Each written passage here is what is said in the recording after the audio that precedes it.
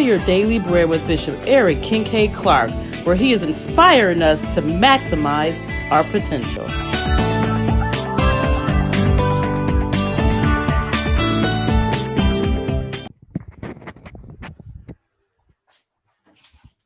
Good morning, good morning, good morning.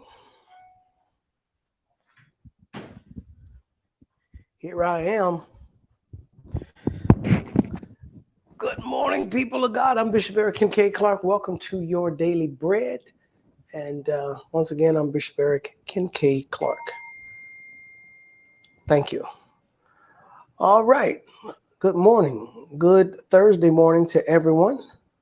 It is Thursday. It is December 1st. December 1st.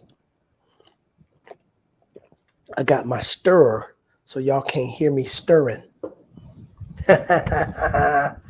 Yeah. Got my stirrer, so y'all can't hear me stirring. I am stirring, but y'all can't hear me stir.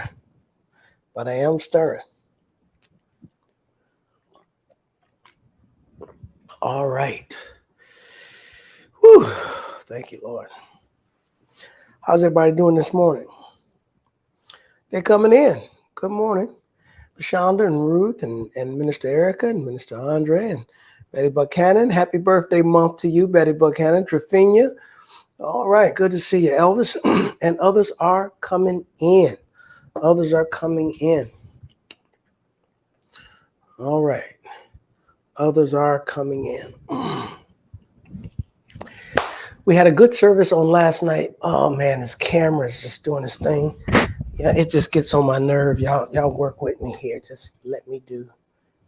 I have to be comfortable. I feel like I'm looking at a sideways camera. I don't know. All right. All is well on my end. I pray all is well on your end. We had a great service last night. Group therapy part 2 last night. Today I'm going to continue that conversation. Today I really want to converse. Good morning, Ben. Good morning, Karima. Others are coming in. Good morning, good morning, good morning. Today, our lesson group benefits. We started out talking through Genesis 11. These people had success outside of the will of God. They didn't obey God. They didn't execute the directive that the Lord gave them, but they did tap into something. They tapped into that unity. They spoke the same thing. They had one purpose, and they went forward as a group. Every joint supplied. They had complete participation. I thought that was very powerful. And I'm inspired. I'm inspired by it. I'm inspired from it. And I want to bring that to our group. I'm going to make it a group and bring it to a group. You know, labels can be deceptive. It's a church. It's a membership. I never will forget being in Africa, having a conversation with a group of pastors. And we preached and taught, and the Lord really blessed and moved. And people wanted to meet us and so on and so forth. And one of the gentlemen at the table said, well, no, I started this train of thought in the conversation. How many members are you serving? How many members are you serving? How many members are you serving? I got to one gentleman. He said, it seems like you guys in America are very member conscious members. He said, I don't know how many members I have. I know I preach to over 20,000 people every weekend between Friday and Sunday. I have 6 services and about 5,000 people show up each time. How many are on the roll? How many come to multiple services? I don't know that. I just keep ministering and they keep coming. And it just brought up in the conversation. Sometimes we are membership too conscious. Here we are at the end of the year, Pastor Lenora, and we are purging our membership list. That might be a crude way to say it, purge it. But we do need to know who we're serving. And we do that from our participation in attendance, participation online, and our giving. That's the way that we can see that you are engaging with us. And after 6 months to a year that we haven't seen people engage with us, we sort of put them on another list, and we do our best to reach out to that list. But we have discovered people know exactly what they're doing. If they don't want to be a part, they don't, hey, you're not informing them that they're no longer a member. They know. They ain't gave, they ain't supported, they haven't come, they know, right? But I am moving away from the titles. Who's a part of the group? Who's in? I think it is significant that we see a listing of the disciples. Their names are listed.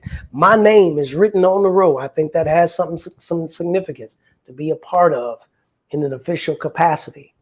But you got people that could serve you as a son or as a daughter even better so than your own natural sons and natural daughters. So your family, the extended family or the group is the group. I'm a part of the group. All right. I'm leading a group, a prayer group. All right. A worship group, a learning the Word of God group, a spiritual maturation group. We're on a journey towards the destiny and the purpose of God. We are a group. All right. There are group benefits. Last night we went through it. Our focus was on the third of the three, as these people here in Genesis multiplied their potential and power by speaking the same thing, being unified in their speech, and then their purpose. We're going to build a city, build a tower, and then finally everybody got involved.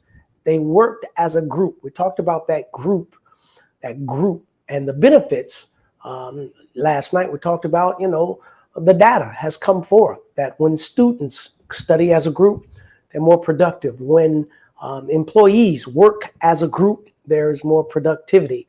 When people work as a group, they grow as individuals and find themselves better suited for many different tasks. Working with a group makes you manage other people's personality. It helps you contribute. It expands your vocabulary and articulation. It helps you empathize with others, and it allows you to dismiss the feelings of being alone, that no one else understands you. Also, what the group does is it creates another layer of relationship. It creates another layer of relationship. The group. Minister Erica oversees our dance ministry team, and she has gotten close with the group. So Minister Erica was at church last Sunday, and I saw Shakia. I don't ever see Shakia. Shakia don't ever come to church. But Erica came to church, and Shakia's at church. Why? Because there's another layer. There's another layer in the group. So when you have people that are involved in groups, that stimulates activity and involvement and engagement. And one of the things that I talked about doing going into the new year is taking the first Sundays and having a little food after the first Sunday, having a little something. I mean, I think Anita brings some cookies every Sunday. What is Anita doing? Hey, who's out there? Joyce, you out there. LaShonda, Betty Buchanan, what do y'all be doing out there in the hallway? I'm in the church talking to Sister Craft. Y'all know where I'm at. Mother Craft, you on? Y'all know where I'm at. Elaine, what are they doing out there in the hallway? What y'all got going on out there? Y'all have a cookie, a cracker, a donut, or something y'all have. I know y'all have y'all coffee out there, but people be out there in the little hallway. I done fixed that area up and made it nice, and it's finally coming into play. But it's really designed for after church, but it looks like y'all get caught up out there before service. But before and after service, I think it's great to have those times where y'all sitting around talking and fellowshipping as a group, because it's that relationship, those layers of relationship that strengthen the whole. All right. I played football and I played offense and defense and special teams. I was in it. And but the offense had their practice, the defense had their practice, and some days They wanted me to practice on the offense. Sometimes they wanted me to practice with the defense, but they wanted to isolate the different groups to hone in their skills and to create a sense of camaraderie, fellowship, and friendship. That's something that needs to happen even in our church. So first Sundays, I want to have a cracker, a donut, a petty coffee cup. Okay, they got a little coffee. They got a little Sister Shannon. The Shannons bring donuts. Oh, that's what it is. Oh, Shannon, you the corporate. You got the donuts. Okay, Deacon Williams make the coffee. All right. Okay, well, good. I think that's great. I think that's great. Hey, bringing some donuts brings, why? Because before service and after service, y'all have a little engaging. That's what makes a community strong. That's what makes the group strong. You start talking about, how's your mother doing? How's your kids? How's your son? How's your daughter? What's going on? How did you had a good week? What kind of work do you do? By the way, where do you work at anyway? Like you begin to get to know people on a different level. And so when you see sister over there crying or brother over there shouting, or, you're able to say, hey, is everything okay? Why? Because there's another layer of interaction that you have with your brothers and sisters. You become a group. One of the things that I'm going to endeavor to do is to make us a group. Okay? Everybody, I got people on here that are retired. Hey, Hattie Wynn and Betty Buchanan. And I got people that work from home. I got people that go to the office. Everybody right now, do me a favor. Put on there, where do you work, or what kind of work do you do, or what kind of work did you do? Betty Buchanan, was a school secretary for 35 years. Put on there to tell us, if you don't mind, what kind of work do you do? I work in sales. I work in the bank. I worked in the bank for 20 years. Would you put that on there right now? Joyce, you worked at the school, in the school system as a secretary. What was your job? And for how many years? I retired. Everybody, put it on there. Can we find out something about our group? Okay, give me some information about y'all on the group.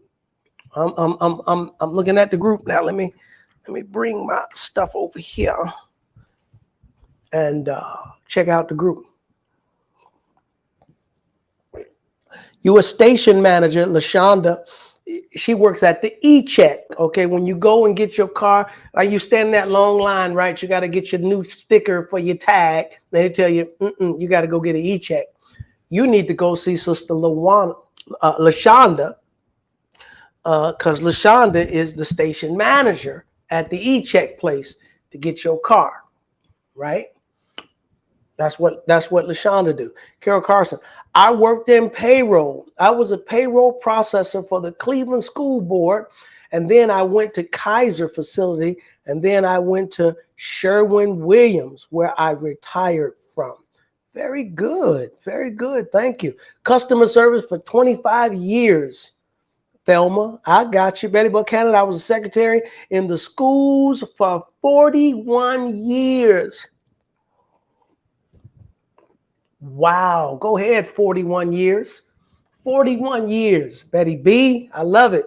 Pastor Lenora, I work at Baca, administrative and pastoral.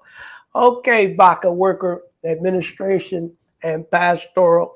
Joyce, administrative assistant for 34 years at the Cleveland Board of Education. I worked in the library for 34 years. Karima, I didn't know you worked in the library. For 34 years, cataloging one of Bishop's first books, got cataloged in Cleveland Public Library. There you go. I love that. Thank you.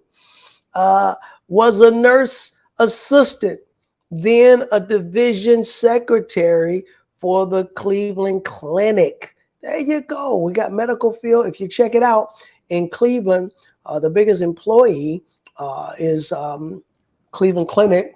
And Ben, you work from home as an HR specialist, forklift operator. Minister Andre, I work at Baca. Okay, station manager, retired supervisor at the post office. Trevina, the post office. I hear you. Thank you for the Shannons. Thank you, thank you, thank you. Okay, I'm going too far back. Everybody, tell me what kind of work you do or what kind of work you did.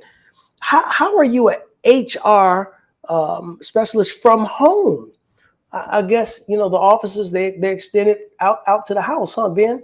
Um, Go see HR. That's folk that's looking for a job. That's folk that's in trouble. That's folk that's trying to manage their time off. That's folk that's got a problem with their pay. Is that what you're doing, Ben? You you dealing with people and their problems with their job? Okay. Everybody talk to me this morning. Good morning, Mother Goodman. I was your child care provider, Mother Clark. God bless you. Anybody else? Anybody else? What do you do for a living? Type it in. What did you do for a living? I retired from, I did this. Okay. While y'all putting some stuff in there. A nurse's assistant. Okay. I'm still looking for, I work in the hospital. Hattie, what you do in the hospital? In intensive care? Really? Hattie, what did you do in the hospital? You work in the hospital. But in Cleveland, you've got the medical field is the big field. And then education is big with the colleges and the public schools. But Sherwin-Williams is a big employer in the Cleveland metropolitan area. But also the insurance. Paula Flake and others work for, what's that insurance company? The big insurance company. Progressive, yeah, they employ a lot of people in our area. Food preparation, okay. Harry Buffalo at the Buffalo Wing Spot, okay. I have been in social services for 27 years. Ruth, folk fighting at home and trying to find people housing, and I get it. I work for the federal government. Oh, the Forest Service. I got you. They send us home in 2020, and I've stayed home ever since. I got you, Ben. For the Forest Service. That sounds interesting. So you work for the government, for the Forest Service. For the Forest Service, are you dealing with cutting down trees, removing trees, protecting trees? The Forest Service. I'm trying to think of, like, what's that? What do you do with the Forest Service? That sounds interesting to me. I work for DCASR, Cleveland, as a clerk typist for 6 years, office manager for Midwest Transportation for 3 years, nursing until disabled. All right, EKG.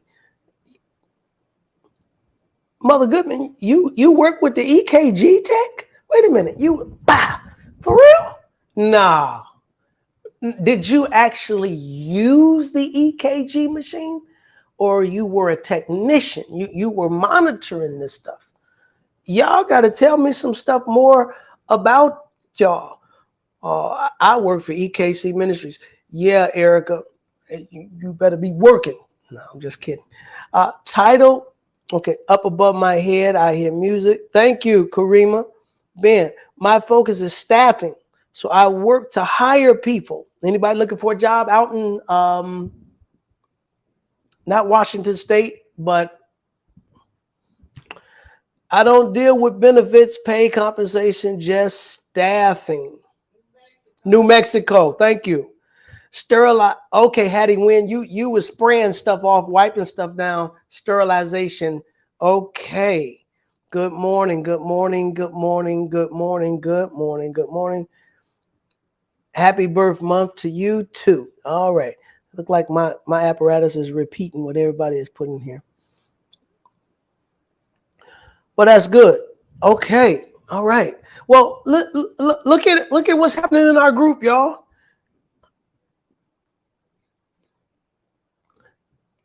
You say, Mother Goodman, here's blood. Yes. Okay. I worked at Department of Defense. Sherelle Hardy. Department of Defense. Okay. Take up above my head. Now, y'all got some interesting jobs. We got people that's cook. We got forklift drivers. We got people in the medical medical field, you know, it's interesting. I have always, you know, you go into a field. Have you ever been to a hair stylist, right? She does your hair, he does your hair, and their hair is tore up, right? You ever went to a barber, need a haircut, went to a hairstylist, hair all jacked up? How about a dietitian? I remember I met somebody that was talking, and they said, I know you can't look at me and tell, but I'm a dietitian. What they were saying was that they haven't been taking care of their diet, but they are a dietitian. There are a lot of times, even people in the medical field, you know so much about to come into that field, and especially if you're dealing with people that are traumatized, people that are bleeding, people that are, you know, going into surgery, coming out of surgery, anesthesia, all of those things. And they'll tell you, you don't need to eat this, or you need to do this. You know, like there's a lot of information you're privy to, but just because you're privy to that information does not mean that, you know, there are a lot of accountants whose financial affairs are in disarray. There are a lot of attorneys that have legal problems. There are doctors who are sick. I'm telling you, man, I'm telling you, there are police officers who are under investigation.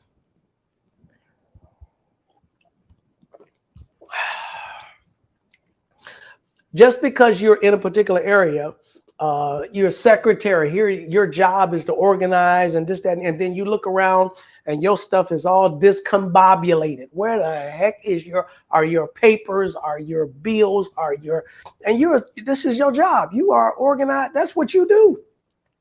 That's what you do. And yet sometimes your things are not together.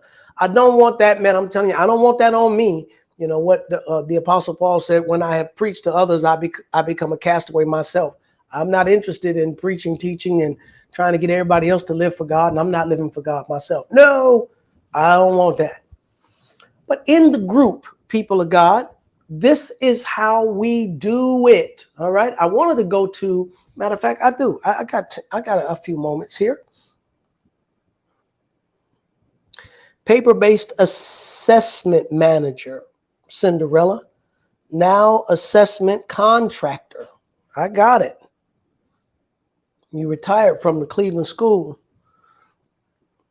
Then Karen Alexander is a bus monitor. She retired from social services, and she's an assistant on the bus with the kids. She monitors. I'm thinking about other people's job. What does Renee do for a living, Princess? A teacher. She's a teacher. Claudine's a teacher. Doesn't Lakiana, doesn't she teach? Teacher. She's a teacher. We got a lot of diversity in our community. These people have skills, they have talent, they have experience, they have wisdom, they have impartation, they have something to offer. Well, as we go into the new year, we're going into the new year as a group. We're going into the new year as a group. We're going into the new year getting to know each other better, contributing, and not just of our finances, but of our wisdom, of our insight, because I'm going to be doing some training, and our entire group is going to be involved in social media. Would everybody do me a favor? Type in social media. Type that in for me.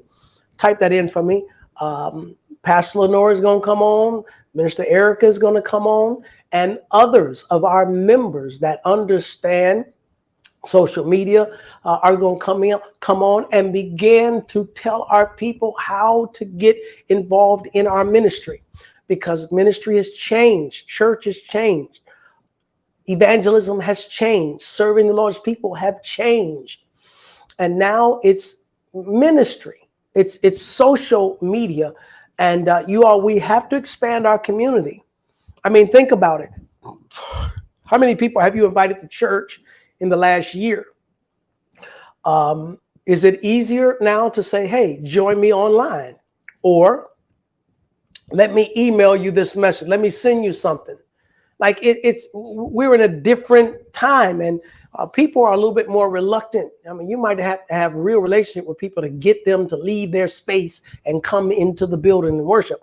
But now ministry is portable. It's in your hand. It's in your pocket. And we need to show you all. We need you all as a group to get involved. Social media. Everybody type in social media. I need all 40 of y'all that are on this morning. Type in social media. Social media. Okay? Now, give me a yes or a no. Have you ever shared daily bread, Sunday message, Wednesday message? Yes or no? I'm not mad. If you say no, I'm not mad. Maybe you don't know how to. Maybe you don't really understand how all that stuff works. Like you always say, like it and share it, but you don't really know how. Have you ever shared? I'm looking for 40 social medias, and I'm looking for 40 answers of yes and no. I have shared. I have not shared. I don't know how to share. No, I haven't shared. Do you know how to share? Yes, yes. All the time. Ruth shares all the time. Yes, yes. Social media. Yes, yes, yes, yes, yes. Yes. Write in social media and then write in, answer the question. Have you ever shared our message? Have you ever got a message and emailed it to somebody? I do it all the time. Holy Spirit will lead me. Take this message, send this message to this one, send it to that one, send the. And that's one of the reasons I try to keep it slimmed down and cut down, because people just want to, get it, check it out. And it's a seed. I plant and water. The Lord gives the increase. But getting involved and having a share community, having a community of sharing, like if we got 40 people on today, I didn't actually preach and teach. We're doing some group therapy. We're doing some group work right now. And so I don't really need y'all to share this today. But in the coming days and weeks, and we're going to teach and preach and pray for people and minister the word. You know how it goes on Sunday and Wednesday. But you all have to get involved in this community of sharing. You have to. That when I look at the video from Sunday, I need to see 100 shares, because you can share it 3 times. Share it 4 times a day. Just share it. Share it. And then we're going to actually teach some of y'all that are retired. And guess what? These people that are retired, I know you're above 60 years old, and some of you all may not be that computer savvy, but you are technicians. I see what you are. You got 30 years, 20 years, 15 years of skill. You got real skill. You know what? Minister Erica is going to show you how to cut a clip out of the sermon. She's going to show you how to take my 35-minute message and get 5 minutes and post it. Well, I need this to happen 100 times a day. Yeah, like a day? Yeah, all we need is about 50 or 60 people doing it. And you're going to see our community is just going to grow and grow and grow and grow and grow and grow. And in the Daily Bread, we'll have 500 people on in the morning. I told y'all, let me tell you what's going to come out of this. People are going to meet their husband. People are going to meet their wife through this platform. People are going to find jobs through this platform. Through this platform, people are going to relocate to other cities and other states. Through this platform, people are going to be connected in their destiny. Why? Because we have a destiny connection. There's going to be group. We're going to have group therapy. And you got people that, from time to time, I'll ask what kind of work you did. And everybody put on there what they did. And somebody's going to have a question. Somebody's going to say, type in, Hattie, tell me something about this field. I think I'm interested in this field. What do you think I need to do? And she'll say, call this, call that, the other. I'm telling you, you all, we're going forth with a different mentality. And our arms are open for anyone that wants to serve Christ and be a part of that Christian community. But our group is going to be intense. Our group is not going to be broke. No, our group is going to be informed. Our group is going to be considerate. Our group is going to have power. Now, y'all track with me. And y'all watch. This group is going to go to another level. All right, I'm out of time this morning. It is time. Good morning, everyone. Others are coming in later. Thank you for joining. us. We had a good session on this morning. I'm looking forward to this weekend ministering to everyone. We're praying for Pastor David Phillips, who is going to be burying his mom on this weekend. Our prayers are with him and his church family. A happy birthday to all of the previous month. What is it? November. Celebrate you. And now we're here in December, and this is a month of celebration as well. It's going to be a great month. All right. Okay, that's all I have. I want everybody that's on to give $10 or $20 today. Everyone that's on, I want you to navigate today and release $10 or $20. You have that ability to do that. Navigate right now and sow your support. All right, in our group right now. If you can navigate and sow that $10 seed, that $20 seed, if you can, you do it right now in Jesus' name. I love you, love you, love you. I'm praying God's grace on you. Can't wait to see you in the morning. Until then, peace to the family. Thank you for tuning in for the Daily Bread with Bishop Eric Kincaid Clark. Remember to like us on Facebook, YouTube, and share the word with your family and friends.